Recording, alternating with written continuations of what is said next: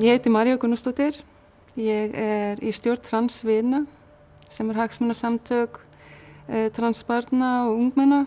Við höfum verið í því að aðstoða þessi börn og hjálpa aðstandendum að fræðast þessi mál þegar börnin koma út. Dóttir mín 21 árs og hún hefur gaman að tölvum og útiveru og mörgu fleiru. Hún varð mjög þunglynd 13 ára gömul.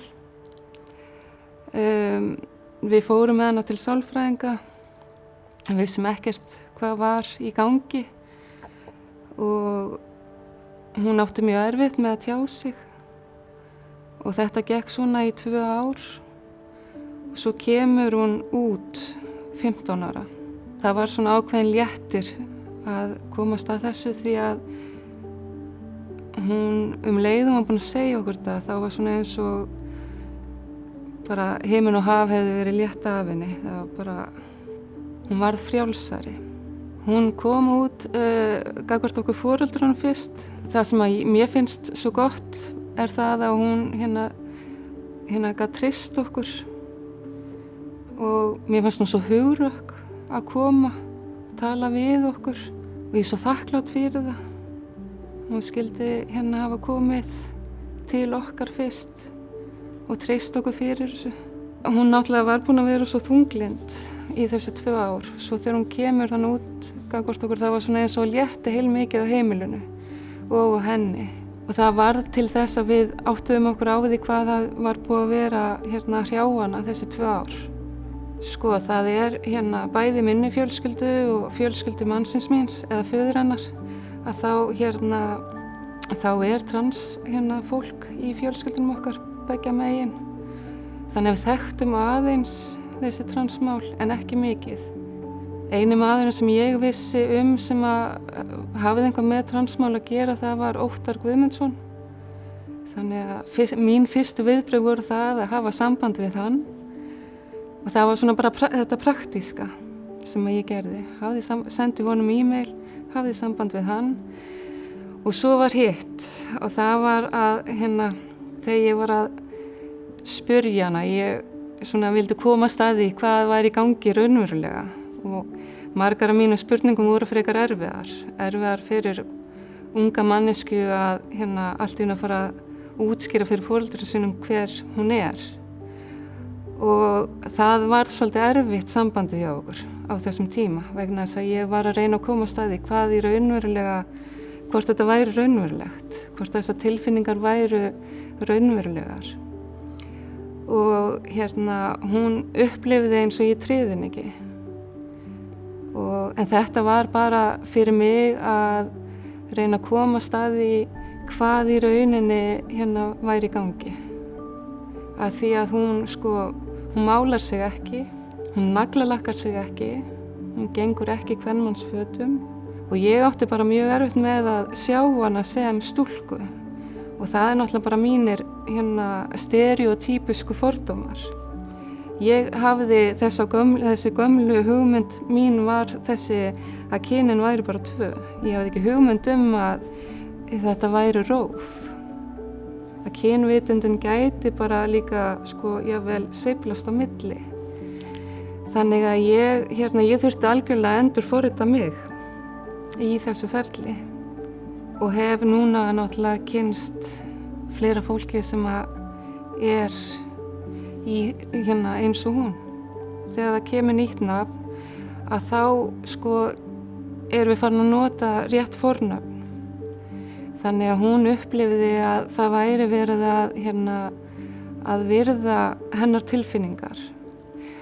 Og ekki það, við vorum ekki fullkomin frá fyrstu stundu, ég get alveg viðurkennt það.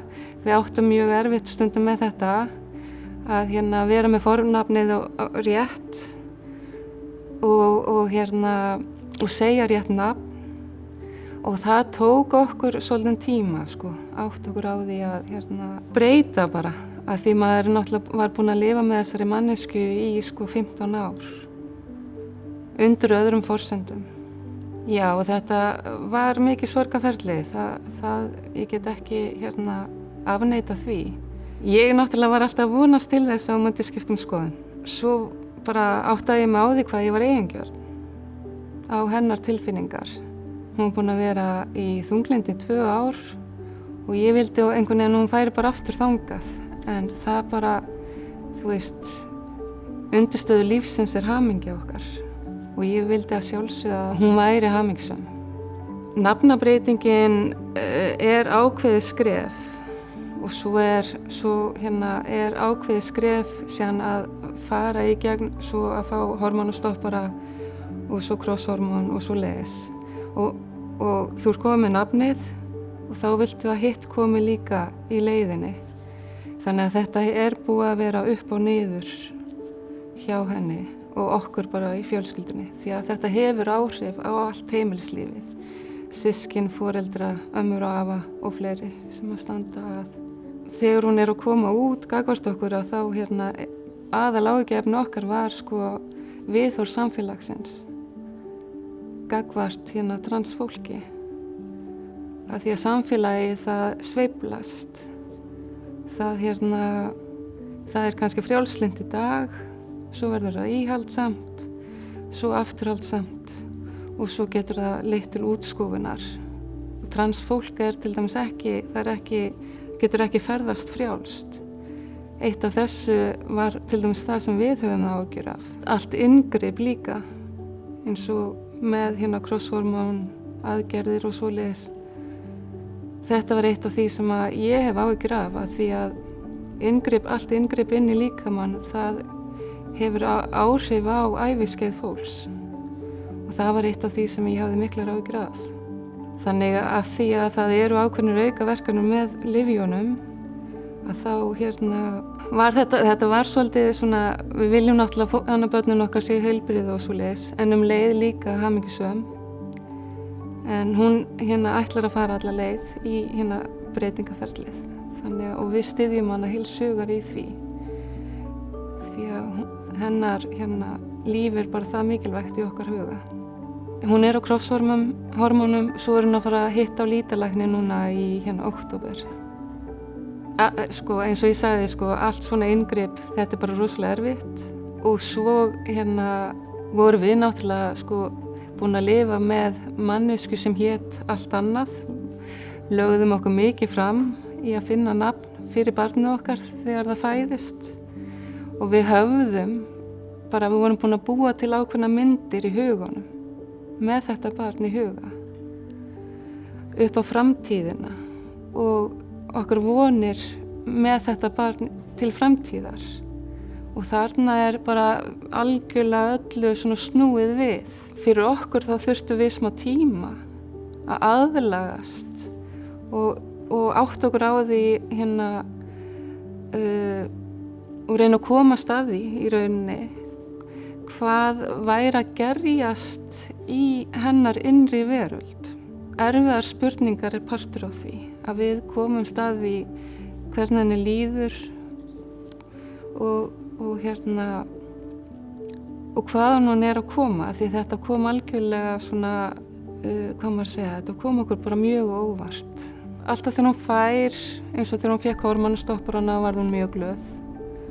Svo þurftum við að bíða og þá fara hlutinu svolítið svona niður á við, að því hún þarf að bíða og þetta langt ferli, þetta margra ára ferli. Þá getur komið upp kynami sem svona vanlíðan í líkamannum.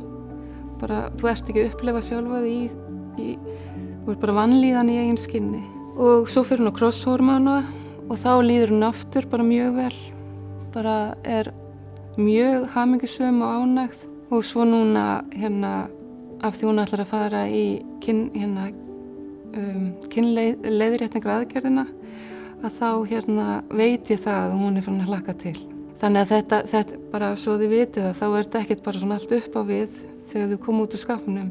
Þetta mikið upp og niður ferli og það margar tilfinningar þarna bakvið sem að þarf ofta að tækla.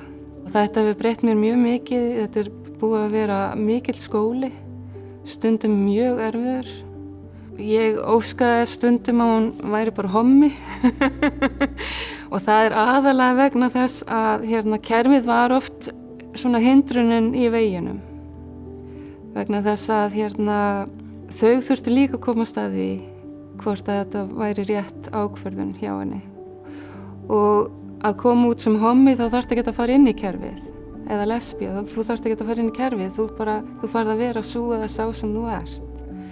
En sem transmanneskja þá þarft þú að fara inn í einhvað kerfi og þarft að fá viðurkenningu frá einhverjum manni út í bæ hver þú ert.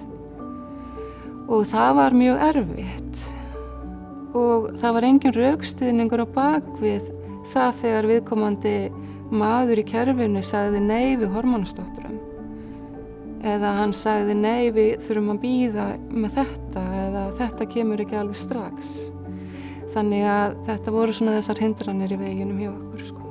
Ég sé dóttur mína eftir 10 ár sem bara unga, fallega, bjarta og dásamlega mannesku sem að framtíðina fyrir sér. Það sem að ég vona að þetta viðtal skilji eftir sig það að fólk átti sig á því að það er enginn að fara að gera neitt við ung transbörn. Þau kannski fá að safna hári eða klippa hárið, fá að vera með naglalakk eða ekki naglalakk, fá að setja gutt í eyrun eða ekki, en það er engar líkamlega breytingar. Þetta er langt ferli, þetta er margra ára ferli og ég vona að fólk átti sig á því og heyri það hjá mér að það er ekkert gert svona á nokkrum mánuðum eða eitthvað svoleiðis.